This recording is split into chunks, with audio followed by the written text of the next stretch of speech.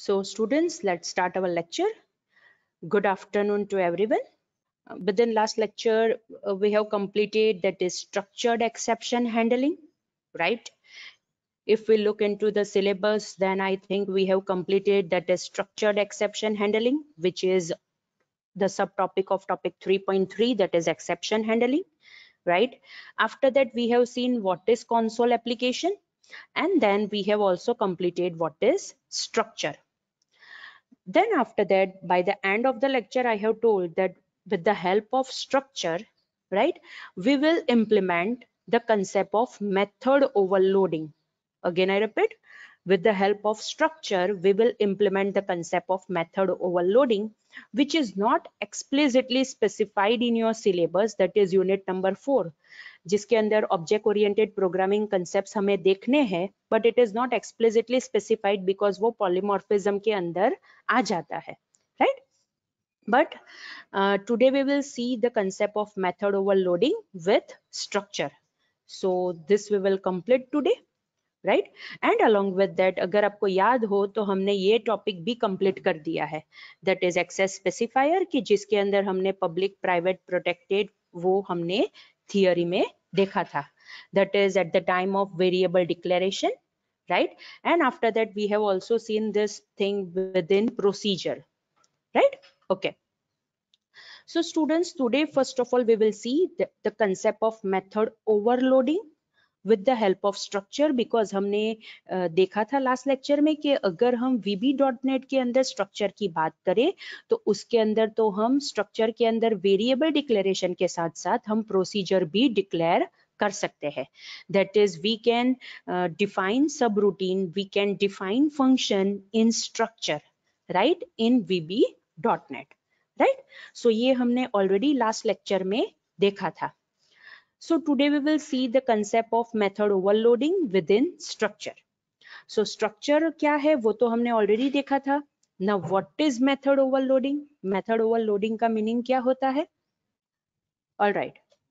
So we can say if we declare a method, more precise अगर हम VB.NET की बात करें तो उसके अंदर अगर हम function या फिर subroutine, more precise अगर हम procedure, we declare procedures with same name but different parameters, right?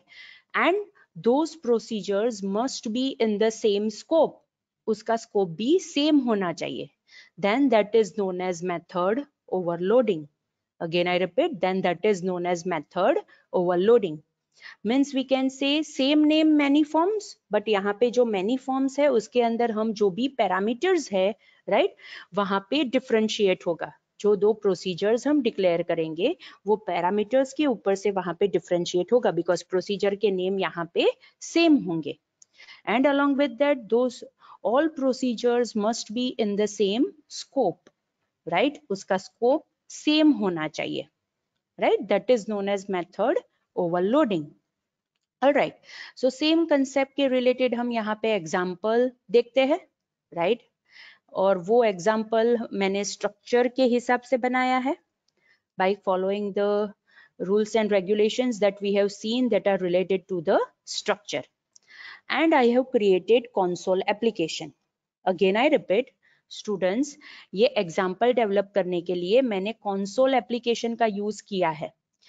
Within last lecture we have studied what is console application, right? मैंने आपको बताया था कि VB.NET के अंदर we can create Windows forms application and along with that we can also create console application. और console application हम कैसे क्रिएट कर सकते हैं वो हमने ऑलरेडी लास्ट लेक्चर में देखा था और उसके अंदर हमने 2 एग्जांपल्स भी देखे थे. So same way I have created one console application over here. Again एक बार मैं स्टेप्स रिवाइज कर देती हूँ कि कैसे आप कंसोल एप्लीकेशन क्रिएट कर सकते हो. अगर आपको कंसोल एप्लीकेशन क्रिएट करनी है then from file menu there is a new option. New option में आप सिलेक्ट करोगे प्रोजेक्ट. जैसे ही आप प्रोजेक्ट सिलेक्ट करोगे आपको एक विंडो मिलेगी. सो यहाँ पे लेफ्ट पैनल में से आपको विजुअल बेसिक के अंदर विंडोज सिलेक्ट करना है और जो मिडल पैनल है उसमें थर्ड ऑप्शन सिलेक्ट करना है, दैट इज कंसोल एप्लीकेशन. और कंसोल एप्लीकेशन सिलेक्ट करने के बाद आप यहाँ पे वो एप्लीकेशन का नेम and location specify कर सकते हो, right? And then you need to click on OK button. जैसे ही आप ओके बटन के ऊपर क्लिक करोगे, बाय डिफॉल्ट आपको एक मॉड्यूल मिलेगा, दैट इज मॉड्यूल 1 ऐसा लिखा होगा, दैट इज पब्लिक मॉड्यूल 1। उसके साथ साथ आपके पास होगा दैट इज ये sub main method, that is a subroutine but in terms of main. जैसे आप C++ में लिखते थे void main, वैसे ही यहाँ पे सब मेन है। उसके साथ आपको मिलेगा एंड सब एंड मॉड्यूल। मीन्स जैसे ही आप कोई भी कंसोल एप्लीकेशन क्रिएट करोगे, बाय डिफॉल्ट आपको एक मॉड्यूल मिलेगा और उसके अंदर 4 स्टेटमेंट्स लिखे हुए मिलेंगे, दैट इज पब्लिक मॉड्यूल 1, सब मेन, एंड सब एंड मॉड्यूल, राइट। बिकॉज ये कंसोल एप्लीकेशन है तो ऑब्वियसली कंसोल एप्लीकेशन का execution will start from the main procedure, right. और यहाँ पे मेन हमने एज अ सब रूटीन बनाई है, right. Okay, so for this example हम क्या करेंगे, as we want to develop the example of method overloading, तो हम पहले मॉड्यूल में एक स्ट्रक्चर बनाएंगे, right. So within this public module 1, ध्यान में रखना मैंने ये स्ट्रक्चर सब मेन के बाहर बनाया है। सी सब main is starting from here, right. मैंने ये जो स्ट्रक्चर है वो मॉड्यूल के अंदर बनाया है, सब रूटीन के अंदर नहीं है, right. Okay, so with in module हम एक स्ट्रक्चर बनाएंगे with the help of structure keyword. user defined name देंगे, that is addition. After that we will declare one variable, that is deem res as integer, because within this variable we will store the result. After that we have already seen कि यहाँ पे VB.NET के अंदर तो हम structure में constructor भी बना सकते हैं, right? So over here I have declared one parameterized constructor. As we know कि VB.NET के अंदर constructor name is not same as class name. यहाँ पे कंस्ट्रक्टर का name will be new keyword, या राइट। VB.NET के अंदर आपको ये याद रखना है कि कंस्ट्रक्टर का नेम न्यू कीवर्ड होगा, जो हमने ऑलरेडी लास्ट लेक्चर में देखा था, राइट। सो यहाँ पे मैंने एक कंस्ट्रक्टर बनाया है, that is public sub new. Parenthesis के अंदर मैंने एक पैरामीटर पास किया, means it is a parameterized constructor, that is r as integer. And after that ये जो r जो पैरामीटर है उसकी वैल्यू मैंने ये res, दैट इज जो वेरिएबल मैंने स्ट्रक्चर के अंदर डिफाइन किया है उसके अंदर असाइन कर दी। मीन्स मैंने r की वैल्यू का यूज करके res वेरिएबल को इनिशियलाइज कर दिया within the constructor, right. After that this two functions, see ये दो फंक्शंस मैंने यहाँ पे बनाए हैं, उसके नेम सेम है, that is add is the function name. And as it is a function, obviously we need to specify the function keyword. लेकिन अगर हम कोई भी प्रोसीजर को सेम नेम देते हैं, it means we want to implement the concept of method overloading. और overloading concept implement करने के लिए we have to use overloads keyword. सो यहाँ पे मैंने ये जो फंक्शंस बनाए हैं उसकी प्रोटोटाइप में मैंने पहले तो ओवरलोड्स कीवर्ड लिखा, बिकॉज मुझे कंपाइलर को बताना था कि ये जो फंक्शन है it will be used in the concept of method overloading, right. वो मेथड ओवरलोडिंग के हिसाब से ही मैं बनाऊंगी, मुझे ऐसा बताना है, तो इसीलिए मैंने यहाँ पे ओवरलोड्स कीवर्ड का यूज किया। After that I have written the function, that is the keyword, because मुझे जो प्रोसीजर बनानी है it is of function type. then user define name of that particular function, that is add. and after that ये जो first function है उसके अंदर मैंने 2 parameters पास किए, that is a1 as integer comma a2 as integer, and as it is a function so obviously it will return one value. so मैंने यहाँ पे as clause के साथ उसकी return type specify कर दी, that is integer, right. so this is the prototype of the function. after that within the function मैंने a1 plus a2 किया, right.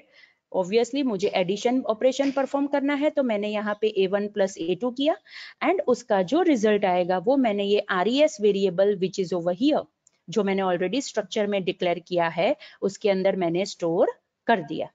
And after that वो res वेरिएबल की value मैंने function में से return कर दी with the help of return statement, right.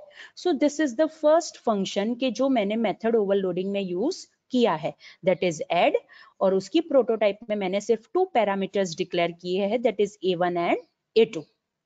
Next again ये this is the second function जो मुझे मेथड ओवरलोडिंग में यूज करना है।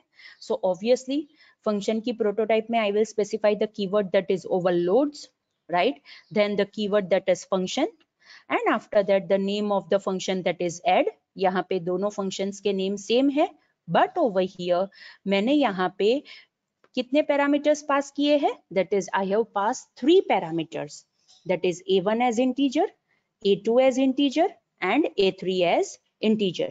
And again obviously as it is a function so it will return the value. So यहाँ पे मैंने return type specify कर दी, that is integer, with the help of this as clause. Then after within the function I have done the summation of 3 parameters, that is a1, a2 and a3. So over here I have written the statement, that is a1 plus a2 plus a3, और उसका जो result आएगा वो मैंने ये res variable के अंदर assign कर दिया. And by the end I have written the value of that res function from res variable from the function with the help of return statement. And both the functions कैसे end होंगे? Obviously both function will end with and function keywords. So यहाँ पे मैंने and function लिखा है, and यहाँ पे structure का भी and होता है, that's why I have written over here that is and structure. So ये structure यहाँ पे start हुआ, वो यहाँ पे end हो गया. After that by default आपके module के अंदर sub main लिखा होगा, right?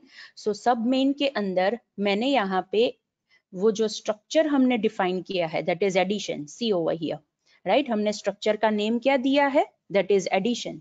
जो स्ट्रक्चर हमने डिफाइन किया है उसका वेरिएबल हमने क्रिएट किया. And over here I have used new keyword, और न्यू कीवर्ड के साथ साथ मैंने यहाँ पे 0 पास भी किया है, बिकॉज हमने यहाँ पे कंस्ट्रक्टर डिफाइन किया है. सो कंस्ट्रक्टर के अंदर ये आर के अंदर बाय डिफॉल्ट मुझे 0 वैल्यू पास करनी है, बिकॉज मुझे ये RES के अंदर 0 वैल्यू असाइन करनी है at the time of the creation of the structure variable. So इसीलिए मैंने यहाँ पे क्या किया? dim s add as new addition and within parenthesis मैंने यहाँ पे 0 पास किया. सो ये 0 eight the time of this variable, right?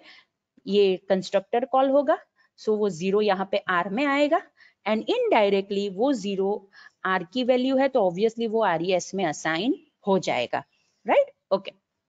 After that obviously ये जो 3 वेरिएबल्स मैंने फंक्शन में पास किए हैं उसके रिलेटेड मुझे यूजर के पास से इनपुट लेना पड़ेगा. सो इसीलिए मैंने यहाँ पे 3 वेरिएबल्स डिक्लेयर किए हैं, that is a1, a2 and a3 as integer. Then as it is a console application तो मुझे यहाँ पे राइट मेथड का यूज करना पड़ेगा, and as I have not imported that namespace, मैंने यहाँ पे फर्स्ट स्टेटमेंट जो लिखना होता है दैट इज imports system.console वो नहीं लिखा है, इसीलिए मुझे यहाँ पे हर जगह कंसोल वर्ड का यूज करना पड़ेगा, बिकॉज ये जो राइट, रीड लाइन, ये जो सारी मेथड्स है वो कंसोल क्लास के अंदर प्रेजेंट है, और मैंने उसे इंपोर्ट नहीं किया है इम्प्लिसिटली, राइट? तो मुझे यहाँ पे जब जहां मैं उसकी मेथड या फिर प्रॉपर्टी यूज करना चाहती हूँ मुझे वहां पे क्लास का यूज करना पड़ेगा. सो इसीलिए मैंने यहाँ पे लिखा है console.write. मैंने एक मैसेज दिया that is enter number 1. After that obviously user यहाँ पे एक वैल्यू एंटर करेगा, सो वो वैल्यू मैंने console.readline का यूज करके इनपुट ली, उसको मैंने इंटीजर में कन्वर्ट किया. यहाँ पे मैंने cint फंक्शन का यूज नहीं किया है, यहाँ पे मैंने जो हमने दूसरे डेटा टाइप कन्वर्जन फंक्शंस पढ़े थे ऑफ कन्वर्ट क्लास उसका मैंने यूज किया है, दैट इज convert.toInt32, राइट? उसका यूज करके ये रीड लाइन जो मेथड है जो इंटीजर वैल्यू रिटर्न करेगी उसको मैंने इंटीजर में कन्वर्ट किया, एंड आफ्टर दैट वो वैल्यू मैंने a1 के अंदर असाइन कर दी. नेक्स्ट दूसरा राइट मेथड के अंदर मैंने एक स्टेटमेंट लिखा that is enter number 2. Obviously वो सेकंड नंबर एंटर करेगा, so with the help of read line method मैंने वो इनपुट लिया, convert.toInt32 का यूज करके उसे इंटीजर में कन्वर्ट किया, और वो वैल्यू मैंने a2 के अंदर असाइन कर दी. अब मुझे क्या करना है, मेरे पास 2 वैल्यूज है, तो 2 वैल्यूज का समेशन तो मैं ये फर्स्ट ऐड मेथड का यूज करके कर सकती हूँ. सो इसीलिए मैंने see over here, this is a very important statement. मैंने क्या किया है, यहाँ पे मैंने लिखा है console.writeLine. writeLine is the method कि जिसका यूज करके मैं console के ऊपर डिस्प्ले कर सकती हूँ. After that, see what I have written. Within parenthesis double quotation, I have written answer of. within curly braces I have written 0 plus within curly braces I have written 1 equal to within curly braces I have written 2 and double quotation over. This curly braces के अंदर हमने जो ये 0, 1 and 2 लिखा है, they are known as place holders. Again I repeat, they are known as place holders. जैसे आप C++ में लिखते थे, that is printf, राइट आप यहाँ पे printf लिखते थे, फिर लिखते थे डबल कोटेशन में /n %d plus %d equal to %d, right double quotation over comma, यहाँ पे first variable comma, second variable comma, third variable and parenthesis over, ये लिखते थे आप। वैसे ही यहाँ पे जो %d की जो मतलब फंक्शनैलिटी थी वो हम यहाँ पे कर्ली ब्रेसेस में 0 को असाइन कर देंगे, फिर प्लस फिर से %d है तो ये हमने यहाँ पे कर्ली ब्रेसेस में 1 लिखा, because this 0, 1 and 2 are the index of the variable के जो हम उसके बाद लिखेंगे, राइट फिर इक्वल टू है तो यहाँ पे इक्वल टू है, फिर %d था तो यहाँ पे मैंने कर्ली ब्रेसेस में 2 लिख दिया, राइट एंड आफ्टर दैट जो यहाँ पे ये 3 वेरिएबल्स हमें पास करने थे वो मैंने यहाँ पे पास किए, दैट इज a1 a2 और थर्ड वैल्यू मुझे मिलेगी ये s एड जो स्ट्रक्चर का वेरिएबल है उसकी एड मेथड को कॉल करके मुझे थर्ड वैल्यू मिलेगी, राइट सो जैसे आप printf के अंदर राइट %d लिखते थे, लाइकवाइज हम यहाँ पे कंसोल के ऊपर टाइप करते वक्त अगर हमें प्लेस होल्ड करनी है तो उसके रिलेटेड हम कर्ली ब्रेसेस और उसके अंदर हम इंडेक्स नंबर लिख सकते हैं।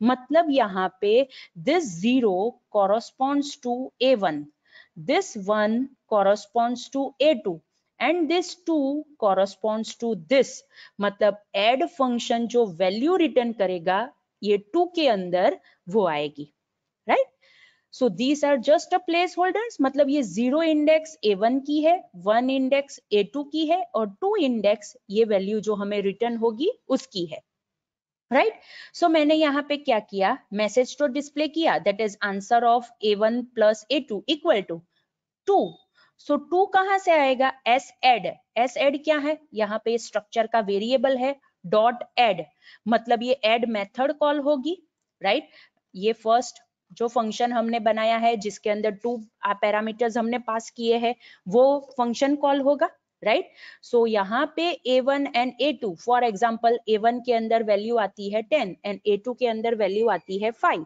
सो वो 10,5 ये एड फंक्शन के अंदर यहाँ पे पास हो जाएगा, सो यहाँ पे 10,5 आ गया, उसका यहाँ पे समेशन होगा दैट इज 15 जो RES के अंदर असाइन होगा और वो RES की वैल्यू फंक्शन में से रिटर्न हो जाएगी जो यहाँ पे रिप्लेस हो जाएगी, मतलब ये 2 के अंदर ये जो RES की वैल्यू यहाँ पे रिटर्न हुई वो वहां पे डिस्प्ले हो जाएगी, राइट ओके नेक्स्ट अब हमें थर्ड वैल्यू भी इनपुट लेनी है, बिकॉज 2 नंबर्स का तो समेशन हमने यहाँ पे डिस्प्ले कर दिया, लेकिन अभी हमारे पास ये सेकंड ऐड फंक्शन है कि जिसके अंदर हमें 3 पैरामीटर्स पास करने हैं, उसमें से 2 तो है ही हमारे पास a1 and a2, so third value हम इनपुट लेते हैं, इसलिए मैंने यहाँ पे मैसेज डिस्प्ले किया that is enter number 3, right उसके बाद रीड लाइन फंक्शन का यूज करके मैंने convert.toIn32 फंक्शन का यूज करके ये रीड लाइन जो मेथड वैल्यू रिटर्न करेगा उसे इंटीजर में कन्वर्ट किया और a3 के अंदर असाइन कर दिया, and after that with the help of write line function again मैंने यहाँ पे रिजल्ट डिक्लेयर किया, see answer of curly braces में 0 + 1 + 2 इज इक्वल टू 3, मीन्स यहाँ पे ये 0 कॉरस्पॉन्ड करेगा a1 के साथ, 1 कॉरस्पॉन्ड करेगा a2 के साथ, 2 corresponds to a3 and the resultant 3 corresponds to the value that is written by this add method, that is add function, right? So यहाँ पे क्या होगा, हमने ऑलरेडी 10 और 5 a1 और a2 में तो असाइन किया था, फॉर एग्जाम्पल यूजर ने a3 में फिर से 5 एंटर किया है, राइट सो 10 5 5 ये 3 वेरिएबल्स थ्रू एड फंक्शन में पास हुआ, so add function that is over here, right ये एड फंक्शन में ये 3 वैल्यूज आ गई, उसके बाद यहाँ पे उसका समेशन हुआ, obviously the result will be 20, सो वो 20 यहाँ RES में आ जाएगा, रिटर्न स्टेटमेंट उसे रिटर्न कर देगा और वो वैल्यू यहाँ पे रिप्लेस हो जाएगी, राइट। उस हिसाब से यहाँ पे हमें 10 + 5 + 5 = 20 वो रिजल्ट में हमें दिखाई देगा, राइट।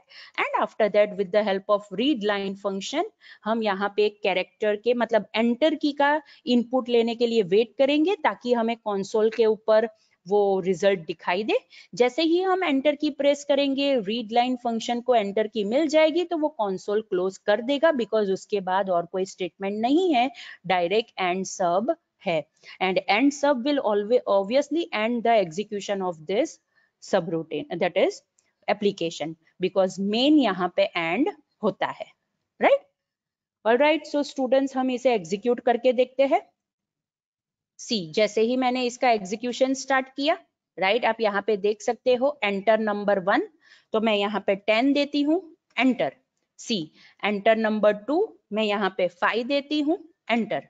सी, आंसर ऑफ 10 + 5 = 15, मतलब ये स्टेटमेंट एग्जीक्यूट हुआ, राइट। ये स्टेटमेंट एग्जीक्यूट हुआ, that is answer of 10 + 5 = 15।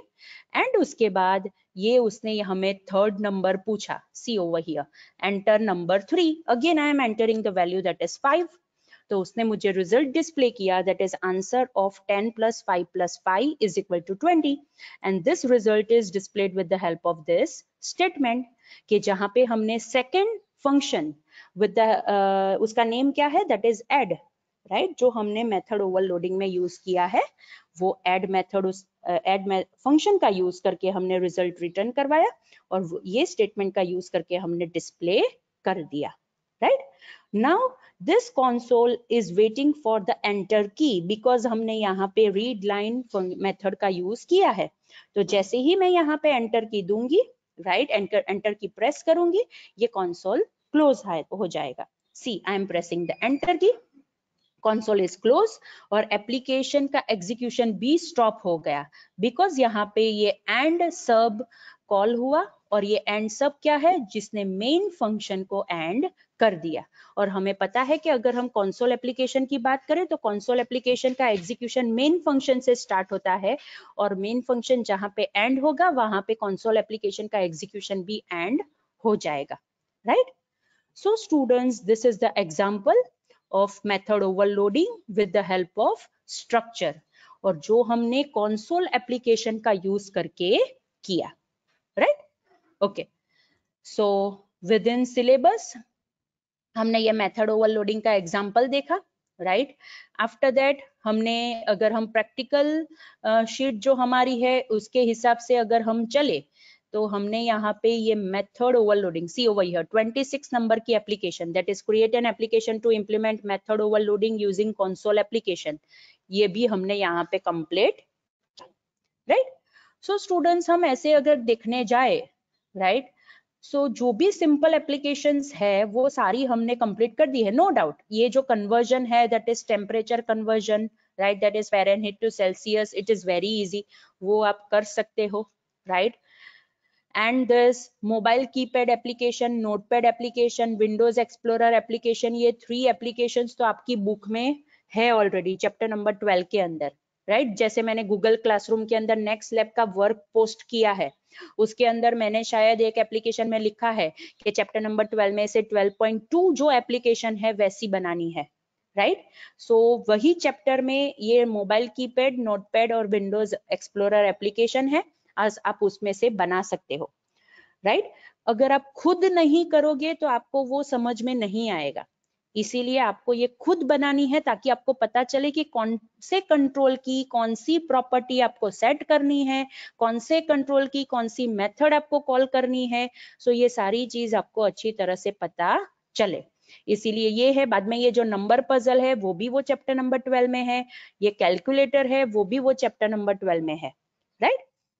So these are the applications के जो ऑलरेडी आपके चैप्टर नंबर 12 में प्रेजेंट है, राइट। तो उसे हम ब्लू कलर से कर देते हैं, right, that is this 3 applications, वो भी वहां पे आपको मिल जाएगी। एंड अलोंग विद दैट यहाँ पे एक और एप्लीकेशन है which is related to list box.